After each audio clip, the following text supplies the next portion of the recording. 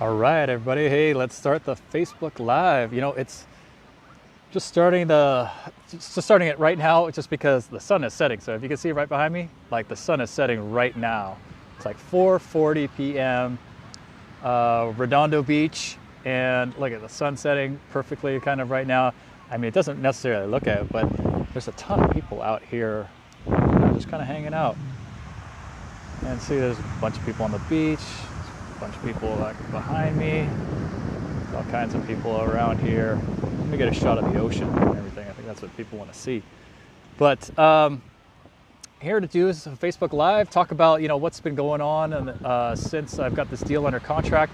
And I guess this is week 6 right now. So we're working on week 6, and we'll talk a little bit about when you've got a deal under contract and when you're in week 6, like what's going on, right? What are you doing? Like what are the things that you do? So we'll get into that in a second. Just wanted to show. I like to show it's kind of like having a virtual background, but this actual background is so nice over here. I mean, what is it, like December, beginning of December? And I don't know. I'm still in my shorts, so I'm still wearing shorts, and people are still like in the water and things like that. So super nice. But I'll get a chance to talk a little bit about when you're under contract in a deal and when you're under contract. So I'm under contract in a self-storage deal, but whether it's a self-storage or a multifamily, a lot of it is pretty much the same in I guess in general terms, but there's more to it. Each time there's a little bit of nuances between the two different asset classes. So you do some things that are a little different, but for the most part it's the same. Hey Gerard, thanks for coming in. I want to say hello. And so I guess we'll start off and talk a little bit about what's going on week 6, and start from there. But while you're here, if you're in here, let me know what's going on and how things are going. What's up, David? Hey, good to see you earlier. I didn't get a chance to say hi in sort of any of our breakout rooms or anything, but I wanted to say hello. Thanks for showing up. Just going to talk a little bit about self-storage right now and being under contract, so kind of the things that I did this week. So let me get settled in here, and if you're in here too, let me know where you're from. Let me know where you're from. Check where you're checking in at.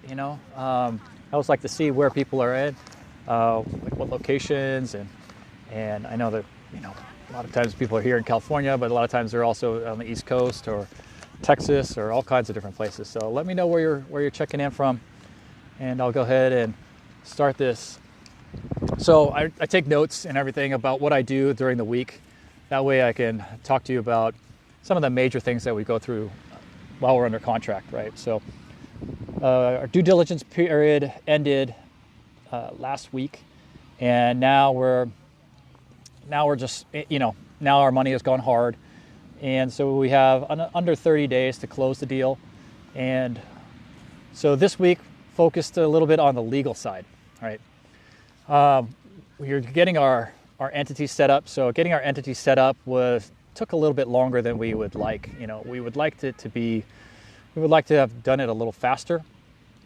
But this time, I don't know, I would say that we finally got it set up. And we did it a little backwards, working with the legal team. They had, hey, what's up, Ed? How you doing, buddy? So working with the legal team, they sent us the operating agreement, which they sent it to us as a draft form.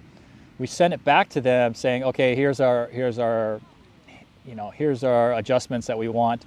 Here's what we edited it, and we would like them to send it back to us. And then we will send it out to the rest of our members of our LLC. But they didn't send it back to us, and then they sent us the joinders, which are basically like everybody signing the document saying that they agreed with it. So we sent out the joinders to our members of our LLC, and so they all signed it, and then they said, "Oh, we haven't seen the operating agreement yet." I said, "I know, I'm waiting from the legal team to get this back, the draft, so we can get it to you. But just sign the joinders, and then we can, it's got a lot of back and forth with the legal team." So then we got the joinder signed, we sent that back to the legal team, and then the legal team sent us everything, like the joinders were all signed and everything, and the document kind of like in place And we were thinking, wait a minute, I haven't even got the rest of my people in the joint venture to see the operating agreement. So I then had to send them the operating agreement and said, hey, I know you already signed the joinders, but here's the operating agreement, and let me know if you have any questions about it, because it's already, it's already done. But if there's any issues that you have, then we can, edit it afterwards. So kind of a little bit backwards. I've never done it that way before, but the legal team's kind of the back and forth and the just trying to get it done, and the being behind on time. We just had to move forward with it like that. So, everybody seems to be okay. No real questions on the operating agreement, although I sent in a follow-up email to everyone just to explain a lot of things in it, because I don't want them to just already have the operating agreement and already signed and then they didn't understand it. So I wanted to make sure that they understood, especially like the splits and the ownership splits, the equity splits, and the differences between that and the distributions. Because just because you own a certain amount of equity doesn't mean that distribution is proportional. It can be, but it isn't always. So if you have a certain thing like a preferred return, or anything that's similar to like a preferred return, it's going to be a little different. So I wanted to explain that to everybody, and so I kind of laid it out exactly what's going on and how the preferred return works, and how the different distributions are scheduled. And so I think that hopefully that cleared up everything for a lot of people. I don't think it was a major thing, but I think it was good to just have in writing for everybody. So we got that. Hey Sanjeev, how's it going, buddy? Good to see you in here. So we got the operating agreement done. We got the joinders all signed, which is important. We got the articles of incorporation. We're working on the bank accounts, because we need these bank accounts set up, because when you're in self-storage, one of the things that you need is your website needs to be up and running, right? And your website is tied to your bank account. So anybody who's paying is paying through their, paying directly and paying to your bank account. So that needs to be set up. So we got to hurry up and do this. It's taken us a little bit long to do this, but every time, I don't know about you guys, but so generally we set up our bank accounts in Texas, because my business partner's out there. So he sets it up in Texas. I live in California. I have to go to the bank, and then I sign this form that's called like add a partner / member to the bank account, right? And every time I've done that, it's never gone through the first time. It's like I go there, get the documents, sign them.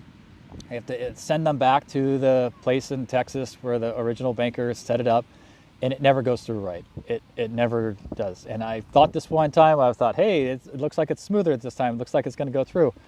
Didn't go through.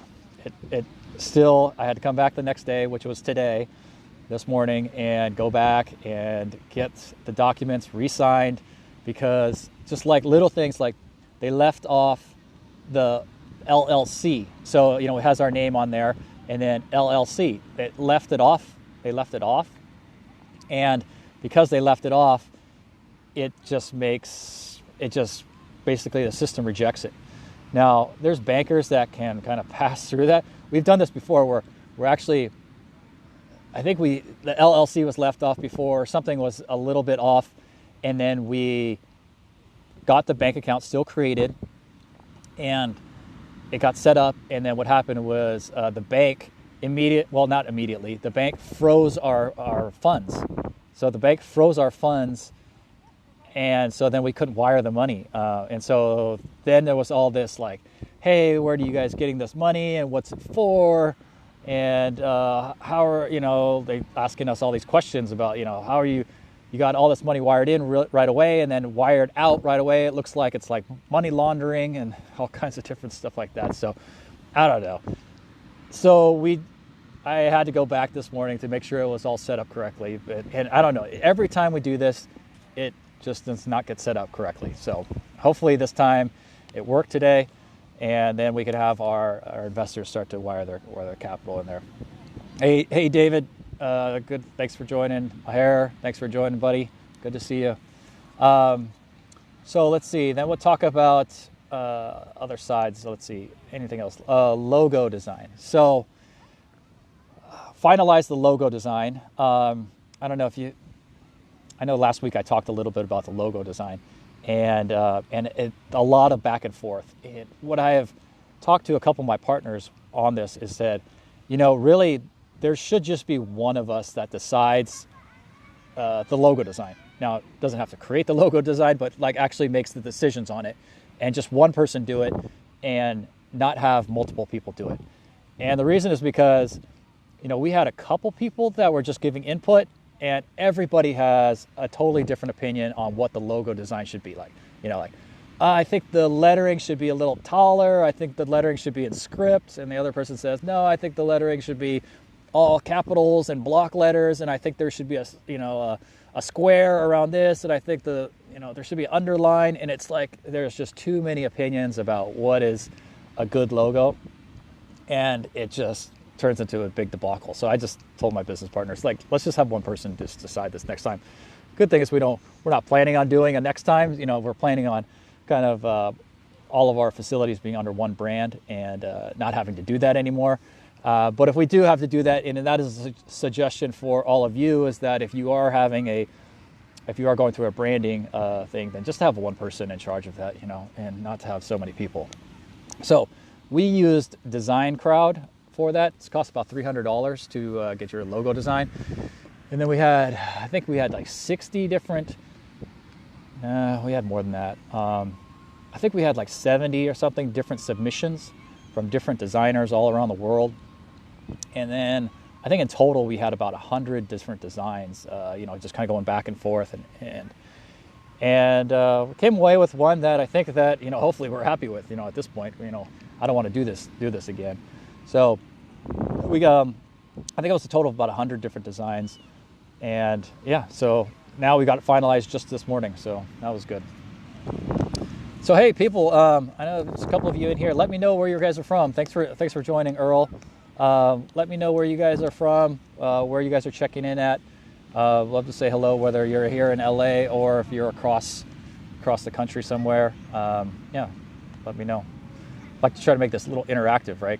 Or else I just feel like I'm talking to myself, and it's kind of weird, right? There's all these people here at the beach. There's all these people, right? There's all kinds of people just sitting around the beach, and here I am like talking to myself, right? So there's all these people at the beach, right? People are all out in the water, get ready to walk in, and here I am talking to myself on a screen, and everybody looks at me kind of weird. So feel free let's try to make this a little interactive. So. Hey Deep, thanks for joining. Okay, so that was about the logo design, so that's kind of done. We're basically giving the logo now to our web designers who are working on the project, and they got about a month of handling the website before we launch and before we take over the property. So they have about 30 days to get that done. Hopefully that's enough time. If it's not enough time, then they'll have they'll put in like little placeholders for us. What's up, Devin? How you doing, buddy? Haven't seen you in a while. I hope things are going well with you. So let's see. Another thing that we did this week is we talked. So I have a private lender on this deal, right? So a self-storage deal. Hey Ryan, say hi. Self-storage deal that I have a private lender for, right? So we have our equity coming in. I was going to use a conventional lender and either go SBA route or use a bank, but it came down to doing a bridge type of loan, and I decided that if I was going to do a bridge type of loan, I was going to reach out to some of my people that I know that would be interested in just them doing the bridge, basically, instead of me paying an institution who I don't really know and kind of going through the sort of institutional route of bridge loan. I'd rather just pay somebody that I know, personally. So we do have a private lender, and so we wanted to make sure that private lender feels secure in the deal. So not only does this private lender like the deal, but this private lender's been very involved since the very beginning. We got them a promissory note, so a lawyer drafted our promissory note, but we also wanted to make sure that they're comfortable and that they're in first position.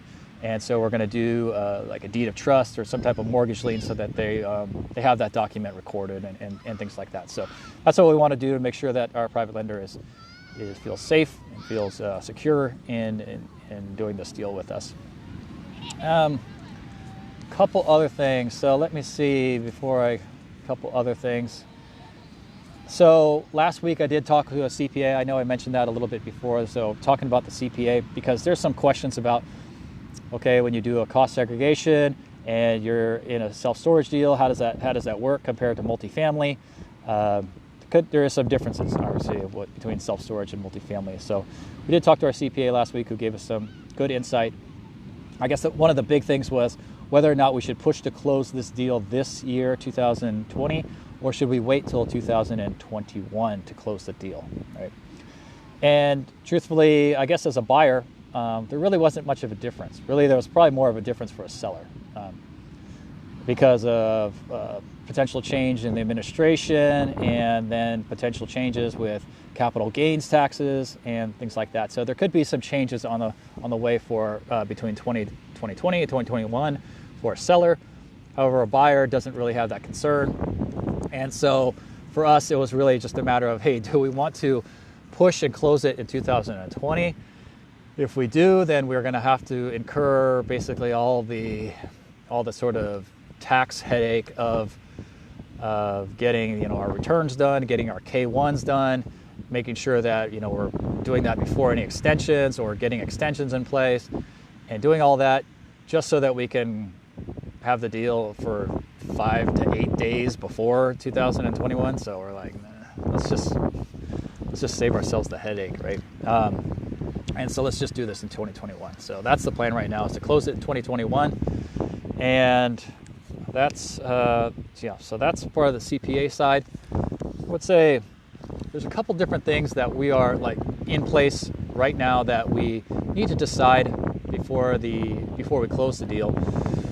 But there isn't much else that we need to do. So we've done most of the due diligence, right? It really comes down to a couple things. So really, the things are insurance. We have not decided on our insurance carrier. Hey Sid, thanks for joining. Let's say hello. We haven't decided on our insurance carrier. We have gotten a few quotes. We haven't gotten as many quotes as we'd like. Hey John, say hello to you. Thanks for joining. We haven't got as many quotes as we'd like, which is kind of weird. Normally it doesn't take very much to get a quote back from the insurance carrier. And we've probably reached out to 5, maybe 6 different insurance brokers. And they've just been slow to get things back. And we haven't got that many back from us. So we're okay with what we've got so far, but we're still waiting on a couple other ones. And it's just kind of weird that the insurance carriers would be so slow to get us a quote for self-storage, right? It's not like you're insuring a lot there. It's you got concrete walls and metal doors, metal roof, right? You don't have hardly any plumbing, hardly any electrical. There's not really people there's not occupancy or anything like that. So it's like, I don't know what the big deal is of getting us insurance. We're not in a flood zone, and I thought we were, but we aren't in a flood zone. So I don't know. So that's just kind of like baffling to me, but we're working through that. So we got to decide on an insurance carrier. The other thing is, once we get the bank account up and running, then we got to wire the money. And that is a big step, obviously, of wiring the money and getting your investors to wire the money. But I feel really solid about the people that I have in this, and so I don't feel like anybody's going to pull out. Everybody has been up to date with everything, and very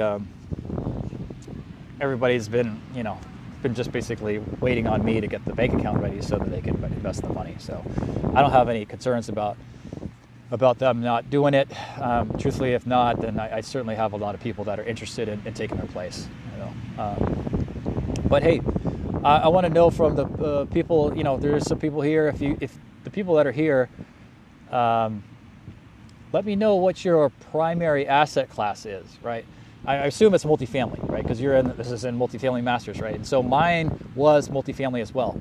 And if you have a secondary asset class, let me know what your secondary asset class is. And even if this is, even if I end this live before you jump on, just let me know as you're listening what's your primary asset class and what's your secondary asset class? So for me, my primary asset class for years now has been multifamily. And so I spent 95% of the time evaluating deals, multifamily deals, looking at multifamily, learning about multifamily, connecting with multifamily operators and investors and things like that. And then when COVID hit, I changed to, well, I didn't change immediately, but I would say that previously 95% of the time being looking at multifamily, 5% of the time I was looking at self-storage. I still didn't really know it yet, didn't really understand it yet, didn't really know how to evaluate it, never put a LOI out, but I just liked the asset class. And then when COVID hit, I put a pause on multifamily, and I wasn't going to buy any multifamily, I knew, within at least 6 months. So I said, if I'm not going to buy any multifamily, then I'm not just going to constantly evaluating a bunch of deals that I'm not going to actually try to buy. Then I'm going to look at self-storage. So I put a pause on multifamily and started looking at self-storage, and then really started digging a lot deeper into the asset class.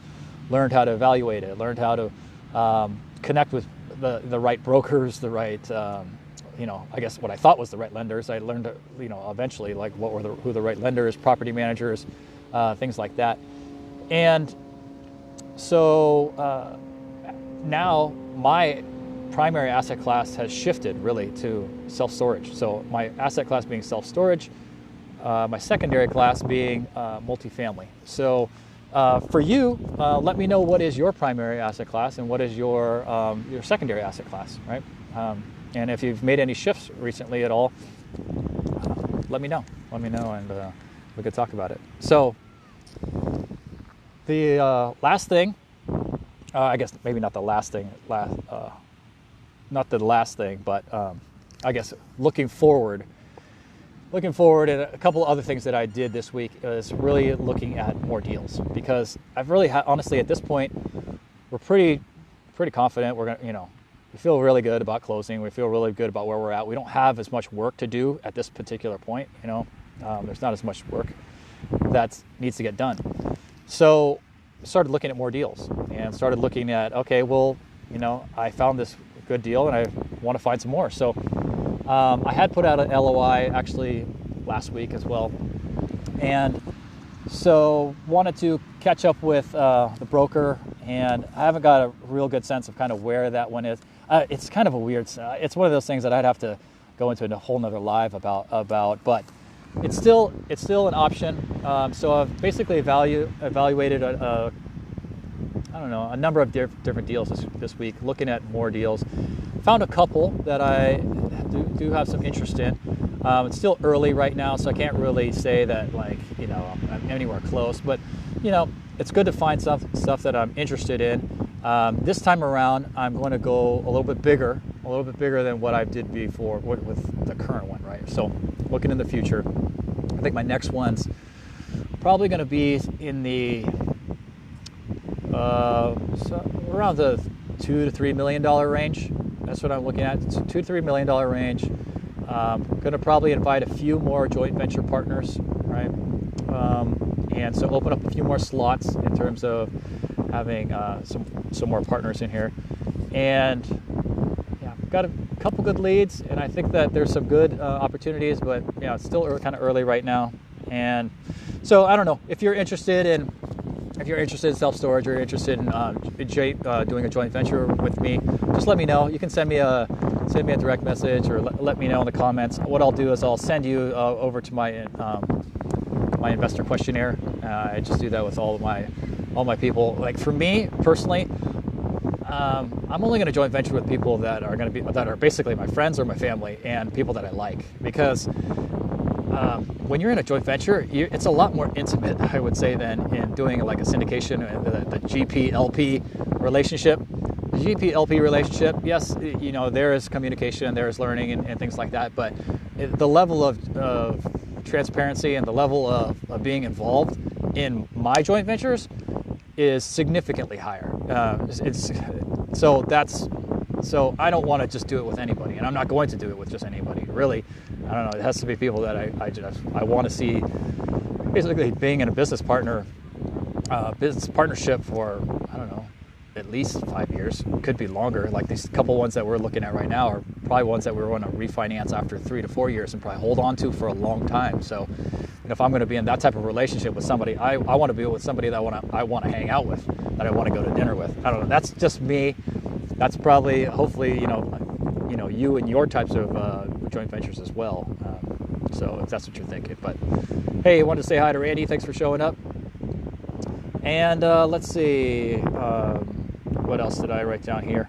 Oh, okay. I guess the last sort of thing, I just got to ask you guys this. If you guys have any questions or have any comments that you'd like me to discuss or talk about in terms of being under contract or about self-storage or about multifamily, feel free to let me know, because I'm happy to answer your questions. And so far, everybody's really quiet today, and nobody's really said anything. So I don't know if it's me. I don't know if it's the stay-at-home rules that California is putting into place right now, but it's very quiet in here. So I'd love to have you guys interact with me a little bit more. But I guess the last thing that I was going to go over with you is that Multifamily Masters, we are putting together our Express to Success event coming up in December 14th. So every year in December is one of the times that we basically, as a multifamily community, Multifamily Masters, we'll put together an event for the whole community, and something that can basically wrap up the year. So wrap up 2020, kind of usher in the 2021. And we like to make it a festive event. And, last year we had, ugly sweater contests, and we had different things like that. This year we can't really do that, but we do have a very unique type of webinar that we're going to present. It's a free webinar. It's called Express to Success. Hopefully you've seen the event for it, but we'd love to have you sign up for it. It's basically a rapid fire live stream. So we're going to have 15 different people present for 5 minutes each. And these are all people, I wouldn't say all of them, but most of them, probably 13 of the 15 people, are outside of Multifamily Masters and outside of multifamily. So it's all people that are more kind of give you a well-rounded view of being a good person, a good investor, a good husband or father or wife or mother or anything like that. Just a good, just to improve yourself as a person, right? And there's some entertainment value. Some of these are just fun and entertainment, kind of pragmatic, or something that you can take away in a sort of a 5-minute short burst, something from an expert. So we have, I think, 4 doctors, either PhDs or MDs, that are going to address us. Some are talking about sleep, some are talking about mindset, some are talking about relieving stress, others are talking about storytelling. We have self-defense instructor. We have fitness instructors. We have all kinds of different people that are going to be presenting. So hopefully you can all join us. It's going to be December 14th. It starts at 5 p.m. Pacific. It's a free event. That's Monday, December 14th. Afterwards, we'll do some networking. But yeah, love to have you all join. So that being said, that's pretty much all that I had today that I wrote down on my notes. It is a beautiful twilight here in Redondo Beach. I'll take kind of one last look with you guys at what everything is. So the sun already set earlier when I came out. It was setting right when I started, but still people out. Still a lot of people out here hanging out. A lot of people on the Strand. I'm gonna come down here. We have these rules in place now, I guess, that just kind of happened as of yesterday, or that we're not supposed to gather and all that kind of stuff. But I know I'm going to play volleyball tomorrow. But that being said, any last questions from anybody? Hopefully that this was kind of informative of what goes on while you're under contract on a deal. And when you're in your 6th week, I think we're in about our 6th week of doing this. So anything that happens while you're under contract, and kind of the process that you go through when you are under contract in a deal and you're looking to close that deal. So any last questions that I can answer for you? Otherwise, thanks for joining. Have a great weekend. I will talk to you all. Plan on being, I try to do this every week, Friday afternoon, about 4 to 5 p.m. Pacific. Look forward to having you guys join me next week, okay? Talk to you later. See ya.